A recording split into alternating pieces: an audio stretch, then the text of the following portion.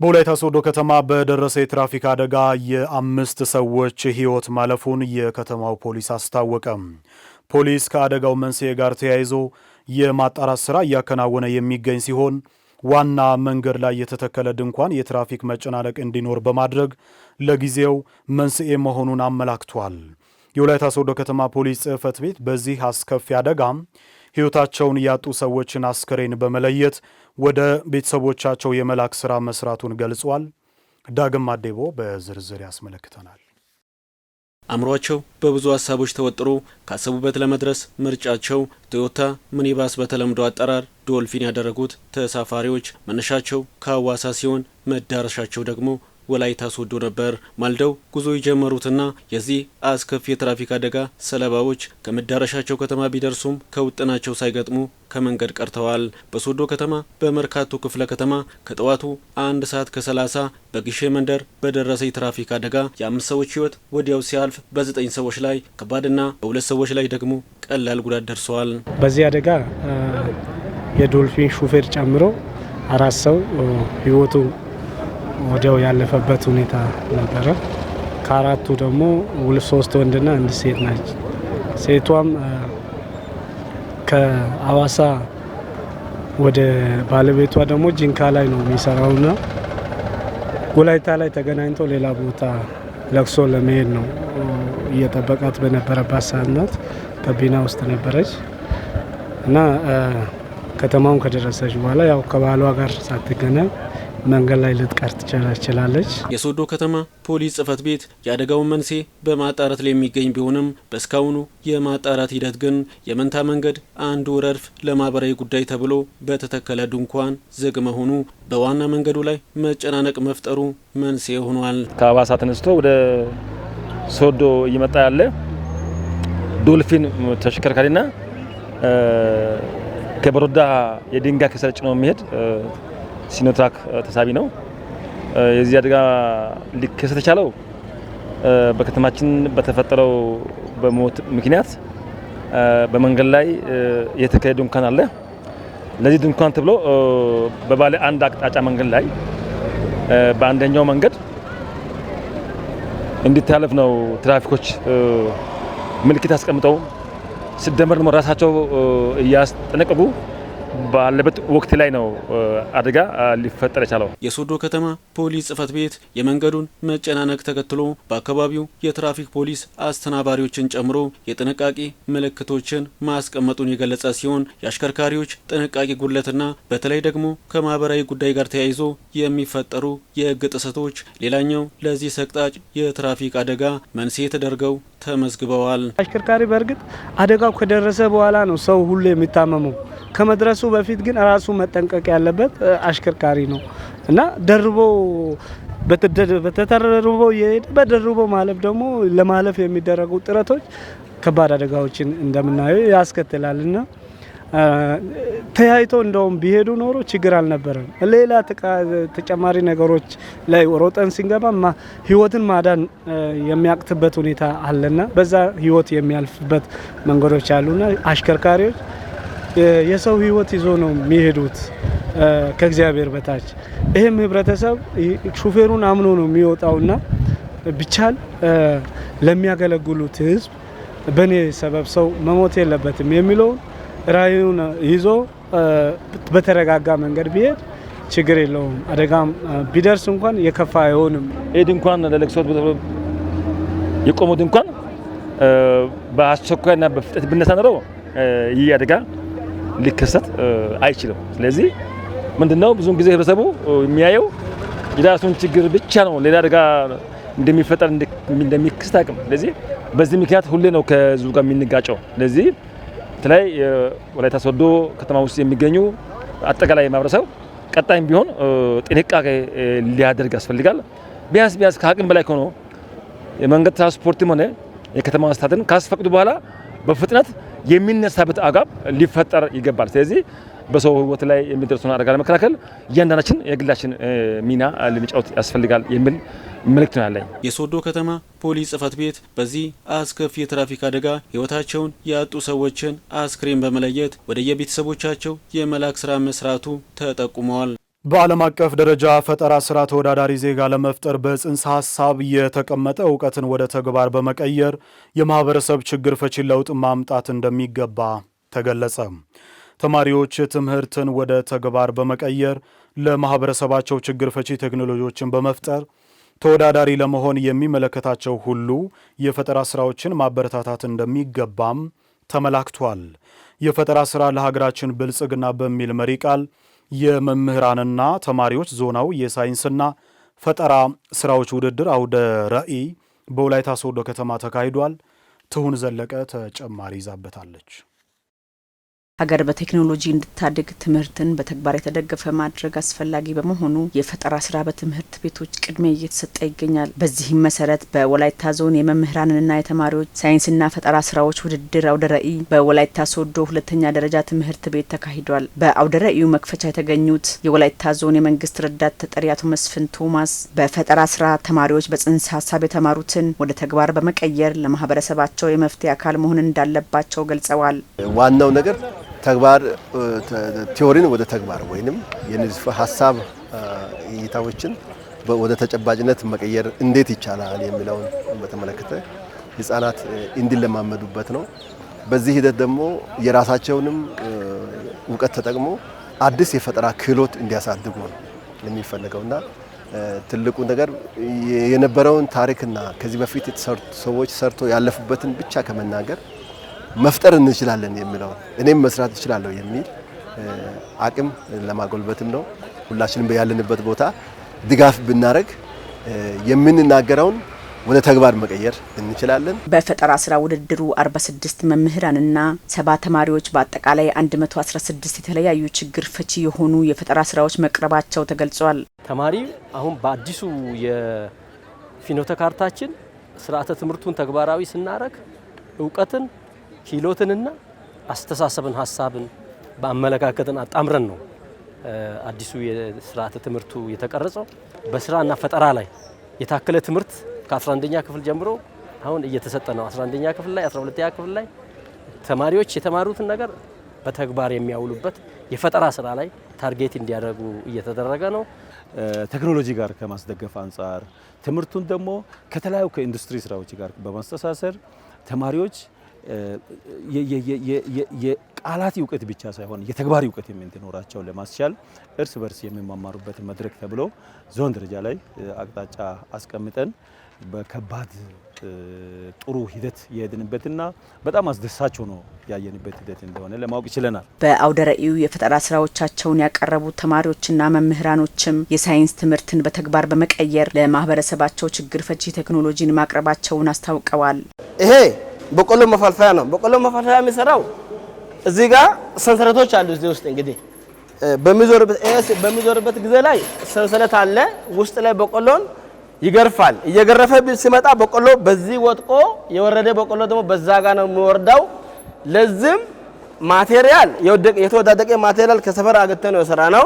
እዚህ የሚታዩት ፈጠራ ሁለት ፈጠራዎች አሉ። አንደኛው ፈጠራ እንደሚታዩት ዘመናዊ የእህል ማበጠሪያ ነው። ሁለተኛው ደግሞ የዶሮ ጫጩት መፈልፈያ ኢንኩቤተር ኦር መፈልፈያ ነው። ለዚህ ፈጠራ አላማው ደግሞ ምንድነው? 3 አንኳር አላማዎች አሉ። አንደኛው አላማ ከትምህርት ጋር ያለው ነው። ከዚህ ፈጠራ ተማሪ ምን ይማራል የሚለው የተማሪ ውጤት እንዲሻሻል ወይም ተማሪ የትምህርት አቀባበል ከፍ እንዲያደርግ ነው። ሁለተኛው አላማ ደግሞ ምንድነው? የአርሶ አደር ወይም የአካባቢ ተጨባጭ ሁኔታ የአርሶ አደርን ችግር ፈቺ መሆን አለበት የሚለው ነው። ሶስተኛው ደግሞ የሀገሪቱ ኢኮኖሚ እንዲያሳድግ ነው። ይሄኛው የምታዩት ባለ አንድ እግር ሞተር ጎማ ነው እና ብዙ ጠቀሜታዎች አሉ። በውስጡ ራሱ ሰልፍ ባላንስ የሚያደርግ ሲስተም ተገጥሞለታል እና ይሄ ሞተር ብዙ ጠቀሜታዎች አሉ። ከጠቀሜታዎች አንዱ ለአካል ጉዳተኞች ፕሮቫይድ የሚያደርገው ጠቀሜታ ነው።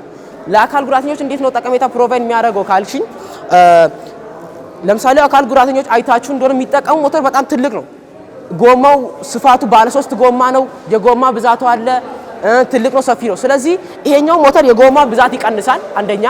ሁለተኛ ደግሞ ትንሽ ስለሆነ ሳይዞ በጣም ትንሽ ስለሆነ ቤት አስገብቶ ፓርክ ለማድረግ በጣም ነው የሚመቸው። ተወዳዳሪዎቹ አክለውም ለማህበረሰባቸው አልፎም ለሀገራቸው የሚጠቅሙ ስራዎችን ለመስራት የሚመለከታቸው ሁሉ ድጋፍ እንዲያደርጉ አሳስበዋል። አንድ ፈጠራ ከተሰራ በኋላ የሚጣል መሆን የለበትም። ፈጠራ ማለት ኢኖቬሽን የሚባለው አዲስ ግኝት ነው። አዲስ ግኝት ከተገኘ በኋላ የተገኘውን ግኝቱን ተከታትሎ ኢፌክቲቭ የሚሆንበት መንገድ የሚረዳ አካል ያስፈልጋል። በየአመቱ እየሰራን እንደዚህ እያመጣን እየተወደደን የሚኖር ከሆነ ምንም ቫልዩ የለም። አንድ ሰው የሆነ ነገር ካገኘ የተገኘው ነገር ለቀጣይነት ሞዲፋይ ተደርጎ ውጤታማ ሆኖ ለማህበረሰብ እንዲወርድ ድጋፍ በጣም ያስፈልገናል። ይሄን በራሴ ወጪ ነው የሰራሁት። ድጋፍ ማንም አላረገምና ድጋፍ መንግስት ድጋፍ ቢያደርግልኝ ከዚህ የተሻለ መስራት እፈልጋለሁ። ከዚህ የተሻለ መስራት እችላለሁ። ግን ይሄ አሁን በራሴ አቅም ነው ወደዚህ የደረስኩት። መንግስት ቢደግፍልኝ ከዚህ የተሻለ ለመስራት ጥረት አለኝና አሁንም ይጠይቃል። በአውደ ርዕዩ 116 የተለያዩ የፈጠራ ስራዎች ቀርበው የፈጠራ ስራ መስፈርትን ያሟሉ የደረጃ እውቅና ሰርተፍኬት ተሰጥቷቸዋል። በማህበረሰቡ ዘንድ ለቋንቋ ያለውን አመለካከት ለመቀየርና የወላይትኛ ቋንቋን ለማሳደግ በአካባቢያችን የሚገኙ ሚዲያ ተቋማት ከፍተኛ አስተዋጽኦ ማበረከታቸውን የአካባቢው ነዋሪዎች ገለጹ። ሚዲያ ተቋማት የወላይትኛ ቋንቋንና የወላይታን ባህል ከማሳደግ ባለፈ በማህበራዊ ፖለቲካዊና በኢኮኖሚያዊ ጉዳዮች ማህበረሰቡ በቂ ግንዛቤ እንዲኖራቸው አድርጓል ተብሏል።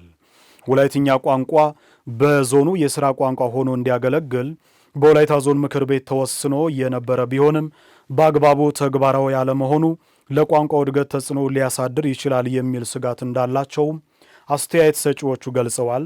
ትሩንጎ ሙሉ ላሰናዳችው ዘገባ ቤተልሔም አብርሃም።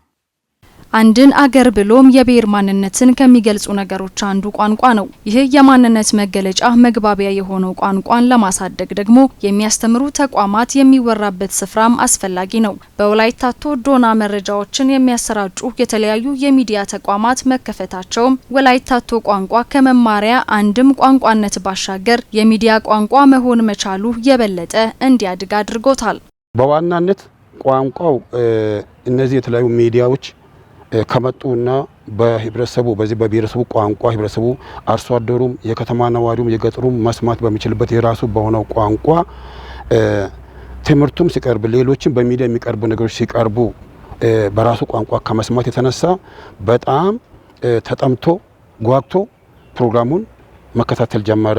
ይሄ ነገር ምን ማለት ነው ብሎ አንዱ የሰማው የማያውቀውን ሌላውን እየጠየቀ ሌላውም ደግሞ የማያውቀውን ሌላውን እየጠየቀ የሚያውቀው ደግሞ የሚያውቀውን ለማያውቁት እየመለሰ የማደግ ነገሩ በዚህ በሚዲያ ሽፋን ምክንያት በጣም ጨምሯል። በአካባቢያችን የተከፈቱ የተለያዩ ሚዲያዎች አሉ። አንዱ ወላይታ ቲቪ ነው። ሌላኛው ደግሞ ወገታ የማህበረሰብ ሬዲዮና ሌሎችም የፋና አለ እዚህ አጠገባችን እና እነዚህ ሚዲያዎች ብዙ ስራዎችን ለቋንቋው እድገት ሰርተዋል። ከዚህ የተነሳ ሰዎች ቀድሞ የነበራቸውን አመለካከት ለቋንቋው ያለውን እይታ ቀይረው ቋንቋ ከሌሎች ቋንቋዎች ጋር እኩል እንደሆነ ያመኑበት የሚጠቀሙበት ስርዓት መፈጠሩን እየተመለከትን እንገኛለን። በአካባቢያችን በሚገኙ ሚዲያ ተቋማት የሚተላለፉ ዜናዎችና ፕሮግራሞች የወላይተኛ ቋንቋን ሳይቸገሩ ለመጻፍና ለመናገር የሚረዱ መሆናቸውን አስተያየት ሰጪዎቹ ተናግረዋል። የወላይታን ባህል፣ የወላይታን ማንነት፣ ወላይታ ከየት ወዴት ትላንት ወላይታ ማን ነበር፣ ዛሬስ፣ ለቀጣይስ ለወላይታ አንድነት ለወላይታ ልማት የሚጠቅሙ ታሪካዊ አመጣጦች ምን ይመስላሉ የሚለውን ሁሉ በወላይትኛ ቋንቋ ለአሁኑ ትውልድ ለወጣቶች አስተማሪ ሆኖ ከዚህ ከግሎባላይዜሽን ጋር ተያይዞ በምዕራባውያን ባህልና በዘመናዊነት ብቻ የወጣቱ ትውልድ ተይዞ እንዳይቀር የወላይታን ማንነት ከማስተዋወቅ ረገድ ትላልቅ ስራዎችን የአካባቢያችን ሚዲያ እየሰራ ይገኛል። በቋንቋ አጠቃቀም ላይ ወደ ከጽሁፉ ጋር ከትምህርቱ ጋር ሲናያይዘው አጻጻፍ ላይ የተወሰኑ አስቸጋሪ የሆኑ አባባሎች፣ ተረትና ምሳሌያዊ አነጋገሮች፣ ፈሊጣዊ አነጋገሮች ፊደል አጻጻፍ ላይ የራሱ የሆነ ሳይንሱን ስንመለከት ሁሉም መምህር እኩል ያልተረዳበት በቂ ስልጠና ያልተወሰደበት ሁኔታ ስላለ በጣም እንከን የለም ጥሩ እየሄደ ነው የሚያስብል አይደለም። የተወሰነ ክፍተት አለው። ሆኖም ግን የሚዲያውን ሽፋን በተመለከተ በጣም ጥሩ ነው። ከመጀመሪያ በጣም ጥሩ ለውጥ አለው። ሚዲያዎች የተለያዩ መረጃዎችና ፕሮግራሞችን በወላይትኛ ቋንቋ መስራት በመቻሉ አርሶ አደሩ ምርትና ምርታማነትን ለማሳደግ የተሻለ ልምድ ማግኘት መቻሉም ተመላክቷል። እንደኛ ሬዲዮ ጣቢያ ስንመለከት በቀን 13 ሰዓት ስርጭት ነው የስርጭት አገልግሎት እየሰጠን ያለ ነው። ከዚህ ከ13 ሰዓት ስርጭት ከ165% በወላይትኛ የስርጭት አገልግሎት እየሰጠን እንገኛለን። ማህበራዊ፣ ኢኮኖሚያዊ፣ ፖለቲካዊ ጉዳዮች ልማትን ከማበረታታት አንፃር ለአካባቢያችን ልማት የሚጠቅሙ ፋይዳ ያላቸው መረጃዎችን ተደራሽ ከማድረግ ረገድ ድህነትን ከመቀነስ ረገድ የራሱን አስተዋጽኦ በወላይትኛ ከአርሶ አደሩ ጋር ትክክለኛ የሆነ ግንኙነት እንዲፈጠር ከማድረግ ረገድ ትላልቅ አስተዋጽኦችን ነው እያበረከተ ያለው። ቋንቋ ማሳደግ የሚቻለው ሁሉም የቋንቋው ባለቤት በሚገባ ሲናገር ሲጽፍም ነውና በተለያዩ የመንግስት መስሪያ ቤቶች ወላይትኛ ቋንቋን የስራ ቋንቋ አድርገው መጠቀም እንደሚገባም መልእክት ተላልፏል። አሁን ቋንቋ ደግሞ በሁሉ መንግስት መስሪያ ቤቶች ካልተሰራ ልክ በትምህርት ብቻ ከሆነ ተማሪው ተስፋ ይቆርጣል። 10ኛ ላይ በቃ ከዛ በኋላስ አሁን ዩኒቨርሲቲ ላይ ተከፍቷል 2ኛ ዲግሪ ግን 11 እና 12 ላይ የለም። ይህ ምናልባት በሌሎች ክልሎችም ሌሎች ቋንቋዎችም አስለ አብቅተው ሊሆን ይችላል። ግን አስለ ካበቃ በኋላ 11 እና 12 ዘለው እንደገና ዩኒቨርሲቲ ላይ ተከፍቶ አለ ሲባል መሀል ላይ ያለው ጋፕ ምን ሊሆን እንዳለ ከነ የተሻሉ ምሁራን እስከ ላይ አሉና ቢያስቡበት የሚል አንድ ሀሳብ አለኝ። የተለያዩ ውይይቶች ሲኖሩም ሰዎች ወይም መስሪያ ቤቶችም በወላይትኛ እንዲግባቡ የራሳቸውን ስራ እንዲያስክዱ የሚመጡ ባለ ጉዳዮችንም በወላይትኛ ከማስተናገድ ረገድ ትኩረት እንዲሰጡ እየተከታተሉ የማጠናከር ስራ ቢሰሩ መልካም ነው። ቋንቋ የአንድ ብሔርና የማንነት መገለጫ ስለሆነ ወላይትኛ ቋንቋና ባህልን ለማሳደግ ሁሉም ሰው በባለቤትነት ስሜት መስራት ያስፈልገዋል። በከተማዋ እየተሰራ ያለው የኮሪደር ልማት ከተማዋን ውብና ለእይታ ሳቢ ከማድረግ ባሻገር ገጽታዋን ጭምር እየቀየረ መሆኑን የአረካ ከተማ ነዋሪዎች ተናገሩ። በሌላ ቦታ ሲሰራ ያየነው የኮሪደር ልማት በአካባቢያችን መሰራት በመጀመሩ ደስተኛ ነን ሲሉም ገልጸዋል። የከተማዋ አስተዳደር በበኩሉ የኮሪደር ልማት ስራ አጀማመር የተሻለ መሆኑን በመግለጽ ወደ ተለያዩ አካባቢዎች የማስፋፋት ስራ እንደሚከናወን አስታውቋል። አቤኔዘር አበራ በዝርዝር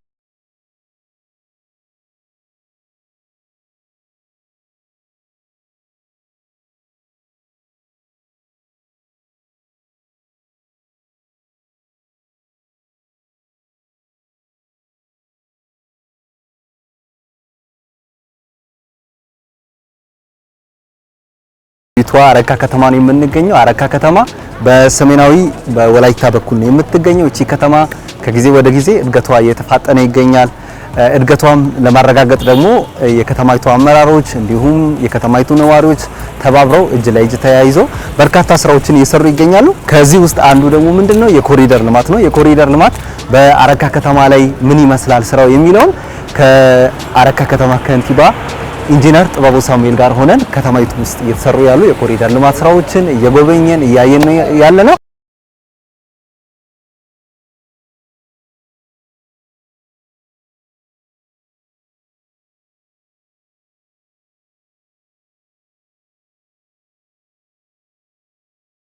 ልማት ስንሰራ ሁሉ ነገር አልጋ ባልጋ ሆኖ አይደለም። ወደ ተግባር ስንገባም ቦታውን ከማመቻቸት አኳያ በዚህ ልክ ኮንቴንቶችን አሟልቶ ከመስራት አኳያ ብዙ ዋጋ ተከፍሎበት ነው እዚህ ደረጃ ሊደርስ የቻለውና ኦልሞስት የኮሪደር ኮንቴንቶችን ያሟላ ነው ብለን እንወስዳለን። በዚህም ደስተኞች ነን። አሁን ወደ ስራ ገብተንበታል። ይሄ ደግሞ ፌዝ 1 የሚባለው ነው። እንደ ከተማችን አንደኛውን ፌዝ ነው የጨረስነው።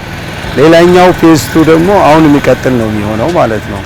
ለዚህ የሚሆን ግብአቶችን መሰብሰብ፣ ህብረተሰብን ማሳተፍ፣ ህብረተሰብን ማነሳሳት፣ ከነጋዴው ጋር ውይይት ፈጥረን ነጋዴው የሚሰጠውን ግብረ መልስ ሰጥተን ወስደን ወደ ስራ ገብተንበታል። እሱ ፌዝ 2 ላይ የምናሳየው ይሆናል።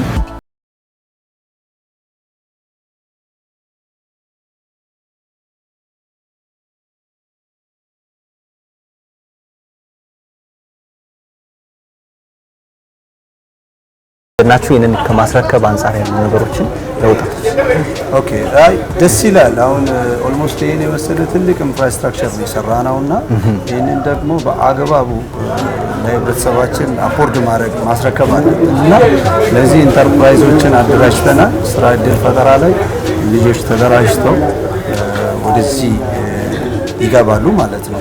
አሁን ይሄ ስራ አልቋል። ትልቅ ስራ እድል የፈጠረ ቦታ ስለሆነ ኦልሞስት ከአንድ ቀን በኋላ ወደ ስራ ይገባል ማለት ነው። አንድ እሱ ነው። ሁለተኛ እዚህ ውስጥ ያሉ መሰረተ ልማቶች ደግሞ የህዝብ ነው ማለት ነው። ሶ በአግባቡ ነው መጠበቅ ያለበት። ይሄ ደግሞ የከተማይቱን ደረጃ ከማሳደግ ለኢንቨስትመንት ለኑሮ ተስማሚ ከማድረግ ተመራጭ ከማድረግ ሳቢ ምቹ ከማድረግ አንጻር ምን ፋይዳዎች አሉ የሚለውን የከተማይቱ ነዋሪዎችንም እንጠይቃለን። ከነሱም ጋር ቆይታ እናደርጋለን። ከተማችን ያለችበትን የውበትን ይዘት ስናይ ልክ እንደዚሁም ሌሎች አካባቢዎች ቢያምሩ የሚያስብል ነገር ነው። ከዚህ በፊት ይሄ አካባቢ የቦሎሶ ሶሬ ወረዳ ግብርና ጽሕፈት ቤት ግቢ አካል ነው።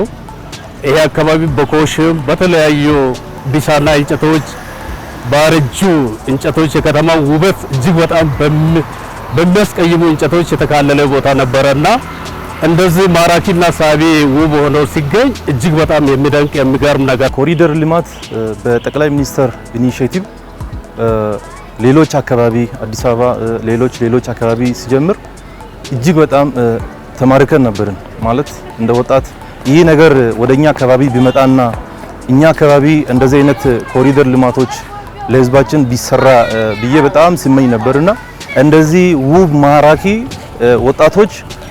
የወጣቶች ስብዕና ግንባታ ሆኖ ለማገልገልም ጭምር ወጣቶች አሉባሌ ቦታ ላይ ከሚውሉት እዚህ አካባቢ መጥቶ በትርፍ ሰዓታቸው ስራ ላይ የደከሙ መንገደኞች ጭምር መጥቶ እረፍት እያደረጉ፣ ሁለት ደግሞ እዚህ ጋር ለበርካታ ወጣቶች አሁን እዚህ ማህበር ተደራጅቶ ብዙ ወጣቶች ስራ እድል ይፈጥራል። ይሄ ራሱ አንድ ትልቅ ተስፋ ነው። እኛ የፈለግናቸውን ኮምፖኔንቶችን አሟልተናል ብለን እናስባለን። ከነዛ መካከል በሚያምር ውሃ የሚረጭ ፓውንቲንግ ላይ ያለው አንድ ኮምፖኔንት ነው። የመብራት ዝርጋታ ራሱ ሌላኛው ነው። እግረኛ አለ። የሳር ለሰው ማስዋቢያ ለሰው ለእይታ የሚያምር ሳር አለ። ወደ ታች ዝቅ ስንል ሰውን መጠበቂያ ቦታ ሙላ አለ።